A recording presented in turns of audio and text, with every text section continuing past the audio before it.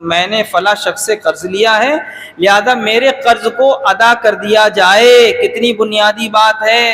اور حدیث پاک میں آیا ہے کہ انسان کے مرنے کے بعد اگر وہ مقروض ہے، اس پر دین ہے، قرض ہے، تو اس کی روح زمین اور آسمان کے درمیان معلق رہتی ہے، اٹکی رہتی ہے، جب تک کہ اس کے قرض کو ادا نہ کر دیا جائے۔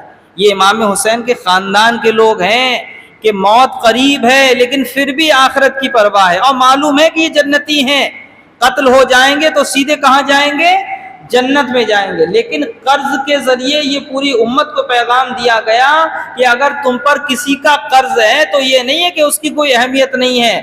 اگر تمہاری آنکھیں آخری سانسیں چل رہی ہیں تو سب سے پہلے تمہیں وصیت کرنا چاہیے کہ تم اپنا قرض ادا کرو۔ اور مسئلہ بھی یہ ہے کہ جب انسان مر جاتا ہے تو اس کی پراپرٹی میں سے جو پیسہ بچتا ہے تو سب سے پہلا حق یہ ہوتا ہے کہ اس پیسے سے دین یعنی قرض ادا کیا جائے، اور پھر اس پیسے سے اس کے کفن دفن کا اہتمام کیا جائے، دیگر لوگوں سے مدد نہ لی جائے بلکہ اس کے پیسوں سے ہی اس کا کام کیا جائے۔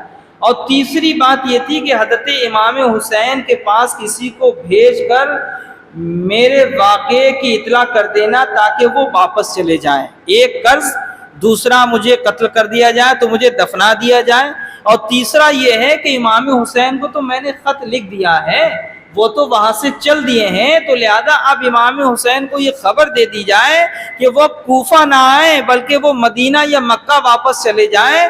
لہذا کوفے کے لوگوں کا کوئی بھروسہ نہیں ہے۔